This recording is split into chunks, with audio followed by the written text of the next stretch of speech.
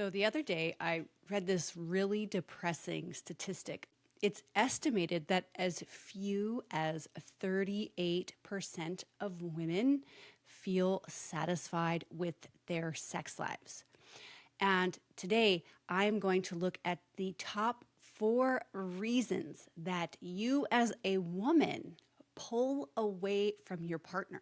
Like, why is it that you used to really enjoy physical touch and intimacy, and now when your partner tries to initiate something with you, you are getting the ick? This video is also for men who want to please their partners and understand why they are pulling away. So stay tuned, because I'm going to cover the top 4 reasons that women lose sexual interest, as well as what you can do about it. Part of what got me into this work of sex education and sex and relationship coaching was I experienced all of this. And for me, the pattern was I could feel really turned on sexually with my partner for about the first 6 months to a year. And then it would just go downhill and I would get bored. I wouldn't desire to be sexual or intimate with my partner. And the relationship would slowly deteriorate over time, right? Like we would just lose closeness with each other, and then eventually we broke up. And that just happened on rinse and repeat with every relationship I had, until I learned these truths about women and men and how we are wired differently and what we actually need in order to keep that erotic spark alive. So stay tuned and make sure to like and subscribe so you always get the newest content right to your inbox. So what are these 4 reasons that women lose interest in sex? Number 1, you are approaching sex in the wrong way. And what I mean by that, you are approaching sex the way you would for someone who has spontaneous desire, instead of understanding that up to 70% of women have what is called responsive desire. To understand this, you need to understand the difference between desire and physical arousal. Desire is the mental, emotional state of wanting to have sex, versus arousal, which is a physical response and includes engorged genitals, blood flow to more sensitive sexual areas like this. So the traditional model of sex that was first discovered by Masters and Johnson said that first we have desire, and then we get aroused because we do something about it, and then we orgasm, and then we plateau. But what was discovered by research done by Dr. Rosemary Basson was that for many women, they first have to experience some form of physical arousal before they have a desire to have sex. Now, both men and women can experience the other type of desire. But if you are getting approached by your husband, by a man, and you are not in the mood at all, the idea of sex is just grossing you out. Like, are you crazy? Can you not see where I am right now? You need to understand this, and men need to understand this as well, that the way you're being approached may be very ineffective for you. So what you have to learn how to do is communicate to your partner what that middle step is. Like, what are the activities that get you relaxed enough so that you can actually get to a space where you start to feel arousal and then you have an interest in sex, right? So once you get this down, you are able to have a healthy sexual experience with your partner instead of feeling like, are you fucking crazy? You know what I mean? Raise your hand if you've been there. I know I've been there. So what's the second reason that you shut down and retract from your partner when it comes to sexual advances? Well, one of the big pieces is if you feel like you have to have sex with your partner every time you get touched, you're not going to want touch very often, right? Especially if you have responsive desire. Think of it this way. If you are a person who doesn't feel spontaneous turn on, and then you're getting approached by somebody, and every time they approach you, it feels like it's only when they want sex, and you are like at a 0 for wanting sex, you're going to start to associate this touch as being icky, and you're also going to start to associate guilt and shame, because the truth is a lot of women feel bad about the fact that you don't want to have sex with your partner and you are struggling and you don't know what the answer is. So this is part of it. You start to get that negative touch association because for you it means either I'm going to have to do something I don't really want to, right? Or it means I'm going to have to disappoint my partner. So then all touch becomes stressful, and then you become even more stressed around your partner, and then it becomes even less likely that you're going to have the neurological state which allows you to have arousal. Okay? You see where this is all going and how this is connected?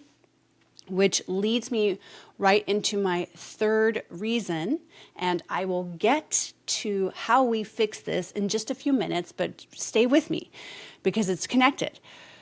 The third reason that you are withdrawing from touch is that you are stressed out. And when you're stressed out, when your amygdala is active and you have high levels of cortisol in your body, there is not blood flow going to places like your genitals.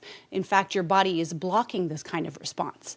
And it's been shown in brain scans that if the amygdala is active for women, they are very unlikely to experience physical arousal or desire for sex. This is number 3. Your amygdala and stress response is very, very high. And this brings me into number 4. And this is a doozy and one that I also experienced myself. Been through all of these personally and supported hundreds of women in unraveling this at this point, if not close to 1,000. And that is, you feel like your dream of the future is at risk by staying with this partner, by staying with this man who's trying to touch you. I'm going to share an example with you. I had an amazing client who is a successful professional woman, and she had a vision of what she wanted life to be like, and that included having children. It also included not having to work in the first years that she had kids because, hello, it's overwhelming, it's stressful. Research has proven that stressed mothers lead to children with insecure attachment. You're more likely to have a child with ADHD. The list goes on, and she's a healthcare professional. So she's aware of all these factors, and she really wants to give her kids the best shot at life and enjoy her time being a mother. But the problem was her partner didn't make enough money for her to do any of this. And so what started to happen for her is some resentment built up, and that resentment shut her down biologically. She was a 0 to having sex with her partner, and she just said, Amaya, I cannot do it. And I said, I get that. Because one of the biggest issues that women face is we don't feel contained by our men. And when I say we don't feel contained, we don't feel like our men have the capacity to hold our visions of the life we want. And it doesn't just mean financially. Some women are very well off financially, and that's not a concern for them. They're looking for someone who can hold a vision of their artistic side, who inspires their mystical priestess and exploring spirit realms, or being artistic or adventurous and musical. Like, your man has to have something that you don't have on your own. And if your man has nothing that you don't already have, or he doesn't have it in a bigger way, eventually you're going to feel uninspired. But especially when your dream of the future is at risk. I can relate to this because When I was married, I had a very similar fear around my partner's financial stability and what that meant for my future and what I desire for myself, right?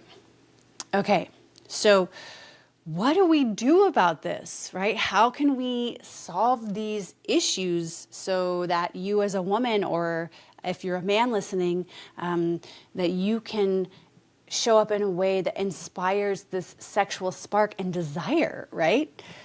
So let's go back to number 2, which was, if you feel like every encounter is going to have to lead to sex, it's going to turn you off. This is actually a pretty easy fix. And I'm not going to go into too much detail because I have a ton of resources about this already. I have a really popular video on YouTube called Sex Games for Couples. I suggest you look at it. But really what you need is practice and ideas on ways to connect without genital penetration. Because what I've noticed is that we as a culture have become very reliant on sex as being the way to connect. Part of this is from Hollywood, right? We don't see many movies with extended foreplay or like very delicious sensual scenes. You know, it's 30 seconds and then people are like up against the wall having sex and that's it. But there's actually a whole lot more to it.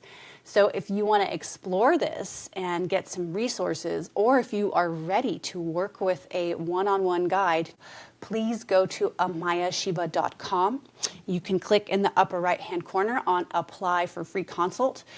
And you can also check out the blog section to get some wonderful resources. That's a great way to get started on this journey of like, well, what do I even do, right? What am I supposed to do? I don't know what to do. Tell me what to do.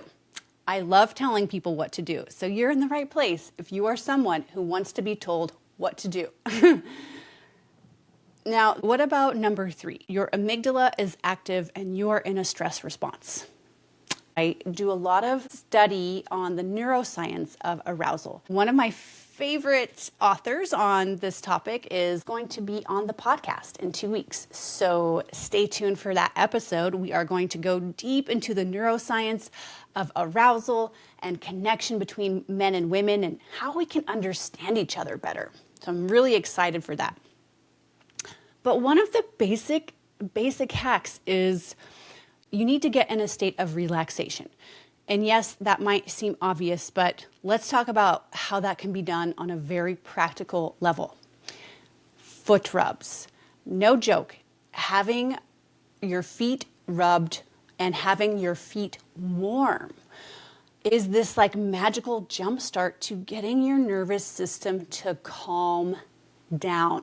If I were a woman who was struggling with my own arousal and I had a helpful partner who is willing to help me and meet me in this struggle so that you could find a solution together, I would ask your partner for a foot rub, right? And if your partner is not going to help you find a solution, well, then you need to either look at, is this the right partner for me, or how are you treating this partner and why aren't they inspired, right? But a foot rub is a really great hack, as is a warm bath. And then, you know, letting your partner know to wait until you're relaxed before you can be approached for sex, and that you're a lot more likely to be in a space where you can even start to think about it, right?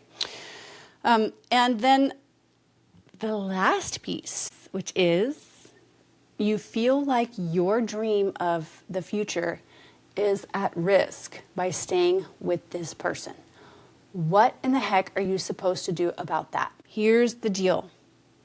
The number one way to release stuck energy around this is to communicate this to your partner. Yes, it might be scary. Yes, it might feel like, oh my God, you mean I have to tell my partner that I am worried their financial status is going to impact the dream I have for my future? Yes. Look, you don't have to be mean about it, but you do need to be honest. If we can't be honest with our partners, who can we be honest with? And there are ways to do this that are kind and not mean or critical, but simple and matter of fact and very heartfelt, But the longer you repress it, you are going to do things like nag at them, criticize them, hassle them to get a new job, bitch at them anytime you see them relaxing, like this. So that is a really terrible way to be in relationship. So I don't recommend that. Being honest is the best and only way to move forward with this. Thank you so much for joining. I hope you got a lot of value out of this. If you want to go deeper on this journey with me, go to amayashiva.com and you can apply for a consultation. Be sure to like and subscribe so you don't miss a thing, especially my upcoming podcast with Luann Brizendine. If you are a fan of neuroscience and you want to understand both women and men on a neurological hormonal level so that you can have better relationships, subscribe to my channel. Thank you so much for listening and see you soon.